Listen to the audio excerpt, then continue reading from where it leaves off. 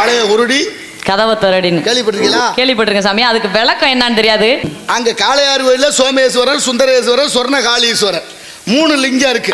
ரொம்ப மகத்துவம். அந்த கோயில்ல எதுக்கு சொல்றேன் பழைய உருடி கதவை திறடி? அது எதுக்குன்னா பொய்யாமொழின்னு ஒரு புலவர் அங்க வந்திருக்காரு. ஆமாங்க சாமி. அங்க பரதநாட்டிய நிகழ்ச்சி நடந்திருக்கு.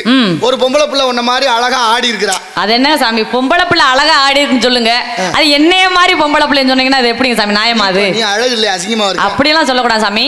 பரதநாட்டியம் ஆடுறாங்க அப்படின்னு சொன்னா பரதநாட்டியம் ஆடுற குட்டியா அழகான பெண்ணு அப்படின்னு சொல்லி அழகுன்னு சொன்னது குத்தமா? அழகின்னா எப்படிங்க சாமி அழகின்னு சொல்லி சொல்லலாம்னா அதுக்கு ஒரு அழகு யாருக்கு இருக்கும்? அகத்தின் அழகு முகத்தில் சொல்லுங்க. அகம்ங்கிற உள்ள அழகா இருந்தா முகத்துல பிரகாசமா இருக்குமா? இப்ப அந்த பொண்ணு ஆடுன பொண்ணுக்கு கண் பார்வை இல்ல. அடடா, பார்வையற்ற பொண்ணு. அந்த பொண்ணை பார்த்தோன்னே இறக்கப்பட்டு இந்த புலவர் பாடுறாரு, கூத்தாள் விழிகள் கூர்வேலாம்னாரு. கூத்தாடு விழிகள் கூர்வேலாம் அப்படின்னு சொன்ன உடனே பார்வை வந்துருச்சு. அவங்க அக்கா ஒருத்தி மூத்தவ, அவளுக்கும் பார்வை இல்ல. அவள் அந்த இடத்துல இருந்துகிட்டு ஐயா எனக்கு தான் கண்ணு தெரியலன்னா எனக்கு ஒரு கவி சொல்லுங்க. தன் மூத்தாள் விழிகள் முழு நீளம்னாரு. அந்த அம்மாவுக்கும் பார்வை வந்துச்சு. 2 பேரையும் பெத்த ஆத்தா சுதிப்பட்டி வாச்சிக்கிட்டு இருந்தா, அவளுக்கும் பார்வை இல்ல. ஆத்தாள் தன் விழிகள் அரவிந்தம்னாரு. அரவிந்தம்னா கண்ணு. அதனாலதான் அரவிந்தன் கண் ஆஸ்பத்திரி. ஆமா, இப்ப பாத்துக்க. அடுத்த ஆத்தா பெத்த பல்லு இல்லாத கிழவி, அவளுக்கும் கண்ணு தெரியாது. அவளை பார்த்து சொன்னா ஆத்தாள் விழிகள் 2 அம்புன்னாரு. 4 வரி 4 வந்துருச்சு. 4 குடும்பத்துக்குமே கண் பார்வை தெரிஞ்சிருச்சு. 4 பேருக்கும் கண் பார்வை. 4 பொம்பளை பிள்ளைங்க, பேத்தி, அம்மா, அவங்க அம்மா. நல்லா கேட்டுக்க. என்னத்த கூத்தாள் விழிகள் கூர்வேலாம், கூத்தாள் தன் மூத்தாள் விழிகள் முழு நீளம், மூத்தாள் தன் ஆத்தாள் விழிகள் அரவிந்தம், ஆத்தாள் விழிகள் 2 அம்பு. இப்ப விசேஷம் முடிஞ்சிருச்சு. மழை பெஞ்சுக்கிட்டு இருக்கு. சாமி கும்பிட்டு முட்டாச்சு. இப்ப சாயந்தர நேரம் சாமியை கும்பிட்டு எங்கிட்டாவது இந்த இரவு நேரம் ஓய்வு எடுக்கலாம்னு பாக்குறாரு. யார் வீட்டு திண்ணையிலாவது படுக்கலாம்னு இந்த புலவர் பாக்குறாரு.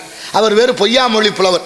கடைசியா பார்த்தா இந்த கண் பார்வை கிடைச்சில அந்த பிள்ளைங்க அவங்க வீட்டு கதவு திண்ணையில படுக்கலாம்னு நினைக்கிறாரு.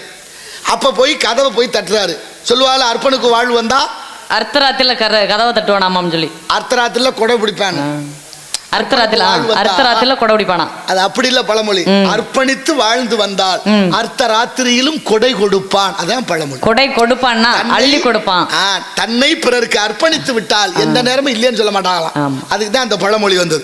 இப்ப என்னாச்சு, கதவை தட்டினா உள்ள இருக்கிற பொம்பளை பிள்ளையை யாருன்னு கேட்கலாம், இல்ல கதவை திறந்து பார்க்கலாம்ல.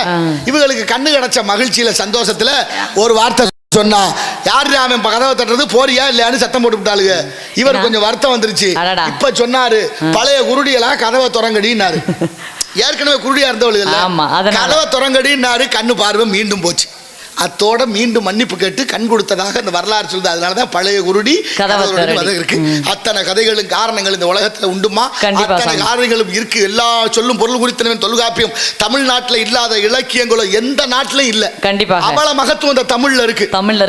தாய்ப்பால்ல அபிஷேகம் செய்தான்னு, தாய்ப்பால்ல விளக்கரிச்ச ஒரு பொண்ணு இருக்கா தெரியுமா? தாய்ப்பால்ல விளக்கரிச்ச பொண்ணு. அது யாருங்க சாமி? விளக்கரிச்சிருக்கு. தஞ்சாவூர்ல ஒரு கோயில் இருக்கு தெரியுமா? என்ன கோயில் சாமி? தஞ்சை பெரிய கோயில் இருக்கு. அதான் பெருவுடையார் கோயில். கட்டின ராஜராஜ சோழன் கோயில் குடமுழுக்கு முடிஞ்சிருச்சு. 1010 வருஷத்தை தாண்டி நிக்குது. அதனுடைய அஸ்திவாரத்தை எவனாலையும் கண்டுபிடிக்க முடியல. தமிழன் வரலாறுகளை மறைக்க ஒரு கூட்டம் இருக்கு. ஆனா பாரு, அந்த ராஜராஜ சோழன் ஒரு செயற்குழு கூட்டம் போடுறாரு. செயற்குழு கூட்டத்தில் முடிவு பண்றாரு, எழுதிற நன்கொடையால் இந்த விளக்குகள் எல்லாம் பெரிய பெரிய செல்வந்தருடைய வன்கொடை, ஏழை எளிய மக்களுக்கும் பங்கு இருக்கணும், எல்லாருக்கும் ஆடுகளும் மாடுகளும் இலவசமா கொடுக்க சொன்னார். அப்படி இலவசமா கொடுத்துட்டு வருமானத்தை எல்லாரும் வச்சுக்கங்க, ஆனால் கோயில்ல விளக்கு அணையாம பாத்துக்கணும், எல்லாருக்கும் ஒரு விளக்கு ஒதுக்கியாச்சு. உங்களுக்கு ஒரு விளக்கு, எனக்கு ஒரு விளக்கு, அவங்களுக்கு அப்படி எல்லாருக்கும் ஒதுக்கியாச்சு. பேர் எழுதியாச்சு. இப்ப ஒரு நாள் மன்னர் கோயிலுக்குள்ள போறாரு. ஒரு விளக்கு எரியாம இருக்கு. யாருக்கு ஒதுக்கின விளக்குன்னு பார்த்தா எழுவத்தூர் மாராயனுக்கு ஒதுக்கப்பட்ட விளக்கு. 7 நாளா எரியல. ஏன் எரியல? என்ன காரணம்? பூட்டு காவிரிக்கரை ஓரம் அந்த பொண்ணோட வீடு, அந்த எழுவத்தூர் மாராயன் வீடு. அங்க போனா ஒரு ஓலை குடிசை. காவலாளி போய் கூப்பிடுறாங்க, மாராயா மாராயான்னு சத்தம் போட்டா ஒருத்தரும் சத்தம் கேட்கல. ஒரு பொண்ணு விசும்பல் சத்தம் கேட்குது, அழுகிற சத்தம். அந்த பொண்ணு சவள பாஞ்சு எலும்பு தோலுமா இருந்தார். குழந்தைய தோல்ல போட்டுக்கிட்டு வெளியில வர்றா.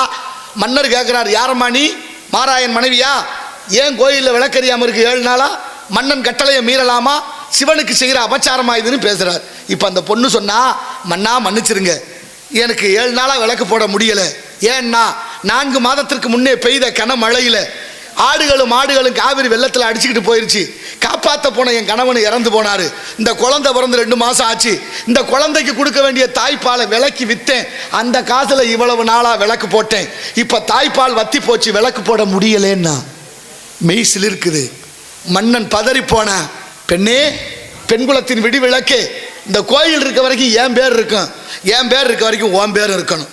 எவ்வளவு பெரிய தியாகத்தை செய்திருக்கிறாய். குழந்தைக்கு கொடுக்க வேண்டிய தாய்ப்பாலை விலக்கி வித்த புண்ணியவதியே, உன் குழந்தைய அரண்மனை பார்த்துக்கிறோம், உன்னை அரண்மனை பணிப்பெண்ணாக்குன்னு சொல்லிட்டு அந்த கோயிலில் இன்னைக்கும் கல்வெட்டு இருக்கான்.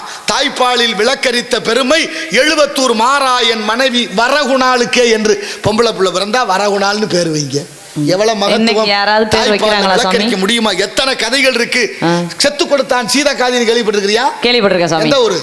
செத்து கொடுத்தான் சீதக்காதி, கீழக்கரை மரக்காயர், கீழக்கரை ராமேஸ்வரம் பக்கம், அந்த ஏர்வாடி பக்கத்துல இருக்கு. அவ்வளவு மகத்துவம் வாய்ந்த மன்னர்களும் மகான்களும் வாழ்ந்த மண்ணம்மா இந்த மண்ணு. இந்த மண்ணுக்கு வந்திருக்கிற உன்னை வாழ்த்துவது கடமையாக வேள்விமலை சாரல் காக்க முடியாது. ஏன்னு சொன்ன தெரியுமா? என்ன காரணத்துக்கு? என்ன சாமி? என்சான் உடம்புக்கு இல்ல என்ன காரணத்துக்காக நீங்க காக்க முடியாதுன்னு சொல்லி சொல்லுவீங்க? அதைத்தான் சொல்ல, எங்களோட குல மரபுப்படி நாங்க வந்திருக்கோம், அதை காக்க முடியாதுன்னு சொல்லி எப்படிங்க சாமி சொல்லுவீங்க? என்ன சுரச கடலை காத்தா முடியல, அசமுகி மலையை காத்தா முடியல, அதுபோல கருவை திதி காத்தா முடியல, 60,000 வருஷம் விஸ்வாமித்திர மகர்ஷி தவத்தை காத்திருந்தார் முடியல, வாளாலே கோட்டை கட்டி அனுமன் என்ற ஆஞ்சநேய பெருமா ராம லட்சுமணன் 2 பேரும் வச்சு காத்தாரு முடியல. இத்தனை பேரும் காக்க முடியல, உன்னால முடியுமா? என்னால முடியும் அப்படின்றதுனால தான் நீங்க வந்திருக்கேன். அதுதான் சொல்லிக்கிட்டே இருக்கிறமே. கல்வர் பெரிதா காப்பார் பெரிதா? என்ன சொன்னீங்க? காப்பாண்ட கல்வன் தான் பெரிது. திட்டம் போட்டு திருடுற கூட்டம் திருடிட்டே தான் இருக்கு, சட்டம் போட்டு தடுக்கிற கூட்டம் தடுத்துக்கிட்டே தான். திருடனை பார்த்து திருந்தா விட்டால் திருட்டை ஒழிக்க முடியாது. இங்க பிள்ளைங்களை விட்டு தொட்டிலையும் ஆட்டி விட்டு அந்த வேலை தான் நடக்குது. எதுவும் சுத்தமான வேலை, ஒரு முடிவான வேலை எதுவும் நடக்கல கிடையாது. புரியுதா இல்லையா? இப்ப பாரு, என்சான் உடம்புக்கு சிரசு பிரதானம், சிரசுக்கு இமை பிரதானம், கண்களுக்கு இமை பிரதானம். இந்த இமையை இந்த ஆண்டி கண்ணுக்குள்ள தூசு விழுதுரும். இங்க பாரு, நடக்கணும் நினைச்சா காலை தூக்குவோம், இல்லைன்னா நினைச்சா பேச்சு வரும், நுகரம் நினைச்சா மூச்சு வரும். இப்ப கையை தூக்கம் நினைச்சா கை தூக்கம் வரும். ஆனா கண்ணிமை அப்படி இல்ல, அது தானா மூடும், தானா பேரு அனிச்சை செயல்னு பேரு. அனிச்சை செயல். அதே மாதிரி தானா மூடக்கூடிய இமையை தாண்டி கண்ணுக்குள்ள தூசு விழுகுது, எப்படி காக்க முடியும்? எப்படி காக்க முடியும் அப்படின்னா அதுக்கு பாதுகாப்பு வந்து கண்டிப்பா வேணும், பாதுகாவலாக இருக்கணும். கண்ணை வந்து நம்ம எப்போ பார்த்தாலும் திறந்து வச்சுட்டே இருக்க முடியாது இல்லையா? அதுவா வந்து எப்படி சொன்னோம்னா ஆட்டோமேட்டிக்காக அது மூடிடும். நம்மளோட இதயமும் சரி கண்கள் நம்ம உடம்புல வந்து இதயமும் கண்களும் அடிக்கடி வந்து ஒரு நொடி பொழுதுல வந்து மூடி வந்து திறக்கக்கூடியது. எப்போவுமே இதயம் வந்து அப்படியே இருந்துச்சுனாலும் நம்ம உயிர் போயிடும், கண்ணு அப்படியே இருந்ததுனாலும் நம்ம உயிர் போனதுக்கு சமம். ஆக எப்போவுமே வந்து மட்டும் அந்த 2 தானது, இதயமும் கண்ணும் அது வேலையை அது தொடர்ந்து செஞ்சுக்கிட்டே இருக்கணும். நின்றுச்சு அப்படின்னா நம்ம இல்லை. நியாயம் தான். இப்போ நீ சொன்னது மாதிரி தான், ஒன்னோட சேரும்போது சத்தம் வரும், 1 2 ஆகும் போதும் சத்தம் வரும். எது ஒன்னோட சேரும்? 2 கையும் சேர்த்து தட்டினா சத்தம் வரும். ஒரு பாத்திரம் இன்னொரு பாத்திரத்தோட விழுந்தா கடமுடான்னு சத்தம் வரும். ஒரு பெண்ணு ஆணு விரும்பினா மங்கள மேல வாத்திய சத்தம். இப்ப 1 சேரும்போது சத்தம் வருதா? அதே நேரம் 1 2 ஆகும் போதும் சத்தம். எப்படி 1 2 உடைச்சோம்னாலும் சத்தம் வரும்ல? அப்படி பேசு, சிறப்பு. ஒரு குச்சியை ஒடிச்சா சத்தம், ஒரு துணியை கிழிச்சா சத்தம், 2ல 1 பிரிஞ்சு போனாலும் கடமுடான்னு அது ஒரு சத்தம் வரும். ஆனா இங்க சொன்ன பாரு இதயம், அதுக்கு பேரு அநாகதம்னு பேரு. 6 ஆதாரம் இருக்கா? இருக்குல்ல. மூலாதாரம் சுவாதிஷ்டானம், மணிபூரகம், அநாகதம், விசுத்தி. அநாகதம்ங்கிறது 4வது இடம். நாகதம்னா தட்டுவது, அநாகதம்னா தட்டப்படாது. அது தானாகவே ஓசை எழுந்துகிட்டே இருக்கும். இங்க தட்டலைன்னா வெளியில வேற தட்டிடுவாங்க. பிறந்த குழந்தை வீட்டுக்குள்ள அழுகலைன்னா சுத்தி இருக்கிற ஆளெல்லாம் அழுக நேரிடும். அதனாலதான் பிறக்கும் போதும் அழுகின்றான், இறக்கும் போதும் அழுகின்றான், ஒரு நாளேன்னு சிரிக்க மறந்தாய் மானிடனேன்னு பாட்டு வந்தது. புரியுதா இல்லையா? அதனாலதான் காக்க முடியாது. பெண்களுக்குரிய பருவங்கள் 7 வகை பருவம் சுவாமி. அடைந்திருக்கும் பருவம் மங்கை பருவம், ஆடிப்பட்டம் தேடி விதைக்கணும், காற்றுள்ள போது தூற்றிக்கணும் சாமி, பருவத்தை பயிர் செய்யணும். பெரியவங்க செய்தால், பெரியவங்க செஞ்சா நல்லதா தான் இருக்கும். பெருமாள் செஞ்ச மாதிரி, பெருமாள் பேரன் காற்றுள்ள போதே தூத்திக்கணும்னா என்ன அர்த்தம் தெரியுமா? என்ன அர்த்தம் சாமி?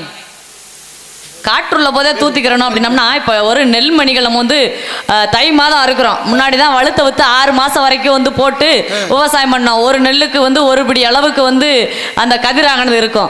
ஆனால் இன்னைக்கு அதெல்லாம் கிடையாது. சொப்ப வித்துன்னு சொல்லி 3 மாசத்துல இல்லை 2.5 மாசத்துலேயே இப்போ எல்லாம் அறுத்துறோம். அதுவும் அறுக்கிறதுக்கு ஆளுகள்லாம் தேவையில்லை, பூரா வந்து கதிர மாறியதோ இந்த உலகம், எவ்வளவு வேகமா மாறியதோ இந்த உலகம், அவ்வளவு வேகமா உயிரும் போகுது. கண்டிப்பாக. சரி, இப்போ என்ன சொல்ல வர்ற? காற்றுள்ள போது தூத்திக்கிறணும். அதுக்கு எதுக்கு நெல்லு தூத்துற சொல்ல வர? நெல்லு தூத்துறோம்ல, காத்து இருந்தாலும் தூத்த முடியும். அப்படி சும்மா தூத்த முடியுமா? அது எப்படி சாத்தியமாகும்? காத்தே இல்லைன்னா சொலகால வீசின காலம் இருக்கு. சொலகால வீசுனது அந்த காலம். அப்படி இருந்தும் இயற்கை காத்து வரதானே செஞ்சு. இன்னைக்கு இயற்கை காத்து இல்லாம எத்தனையோ மக்கள் ஏசிலையும் ஃபேன்ல இருக்காங்களே. இல்ல, அதையும் விட்டு இப்ப வண்டியை வயலுக்குள்ள விட்டா நெல்லு தனியா குப்பை தனியா வந்துருது. அப்ப அதுக்கு அந்த காத்து இயந்திர காத்து வருது. இயந்திர காத்து வருது. சொல்லல, காற்றுள்ள போது தூத்திக்கணும்னா இந்த உடம்புல உள்ள காத்து, காயமே இது பொய்யடா காற்றடைத்த பையடா. மாயனார் குயவனார் செய்த மண்ணும் பாண்டம் ஓடடா. பானை செய்யறவனுக்கு பல நாள் வேலை, உடைக்கிறவனுக்கு ஒரு வினாடி தான் வேலை. அது எவ்வளவு பெரிய சிரமம் பாரு. பானைனா பஞ்சபூதமும் சேர்ந்திருக்கு. இவ்வளவு தத்துவங்கள் இந்த உலகத்துல கொட்டி கிடக்குமா? ஒரு பானையை செய்யணும்னா மண்ணை நல்லா குழைச்சு அதை மிதிச்சு ஊற வச்சு அதுக்கு தகுந்தாற் போல மண்பானை செஞ்சு அதை வந்து வேக வச்சு அதுக்கப்புறம் தட்டி பார்ப்பாங்க. அப்படி ஒரு கலகலன்னு சத்தம் கேட்கும். அதுக்கப்புறம் தான் விற்பனைக்கே கொண்டு போவாங்க. பானைக்கு மட்டும் இல்ல, அதுக்கு அஞ்சும் சேருது. என்ன சேருது? மண்ணு, தண்ணி, அடுத்து காற்று, அடுத்த ஆகாயம்ங்கிற வெப்பம் தேவைப்படுது, நெருப்பு. இந்த அஞ்சும் சேருதா? நீர், நில, நெருப்பு, காற்று, ஆகாயம். நெருப்பு மட்டும்தான் தனித்துவம். நெருப்புக்குள்ள ஒரு பொருள் தான் நெருப்பாவே மாறும். ஆமா. ஆனா மத்ததெல்லாம் அப்படி இல்ல. தண்ணி மேல இருந்து வரும்போது தண்ணி தான் விழுகிற இடத்தை பொறுத்து தன்னை மாத்திக்கிறோம். அதுவும் சரிதான். கடல்ல விழுந்தா உப்பு நீராகும், சாக்கடையில விழுந்தா சாக்கடை நீராகும், கோயில்ல விழுந்தோம்னா புனித நீராகும். அந்த மாதிரி இருக்கிற இடத்தை பொறுத்து பூவோட சேர்ந்த நாரும் மனம் வரும் சொல்லுவாங்க இல்லையா? அந்த மாதிரி வெறும் வாழை மட்டை நாரை உரிச்சு மூந்து பார்த்தோம்னா வாட வராது. ஆனா அந்த பூவை கட்டி இருக்கும் போது அந்த வாழை மட்டையோட சேர்ந்த நாரும் மனம் பெறுமா? அந்த மாதிரி அது உண்மைதான். உண்மை ஏத்துக்க வேண்டிய விஷயம். நல்ல விஷயம் சொல்லும் போது ஏத்துக்க. நல்ல பரவாயில்ல, நான் என்னமோ ஏதோ நினைச்சேன், நீ நிறைய விஷயங்களை பேசுற. அப்ப தண்ணி எப்படி இடத்துல விழுந்தா இடத்துக்கு தகுந்த மாதிரி மாறுதோ அது போல காத்தும் அப்படித்தான். தெற்கே இருந்து வந்தா தென்றல், வடக்கே இருந்து வந்தா வாடை.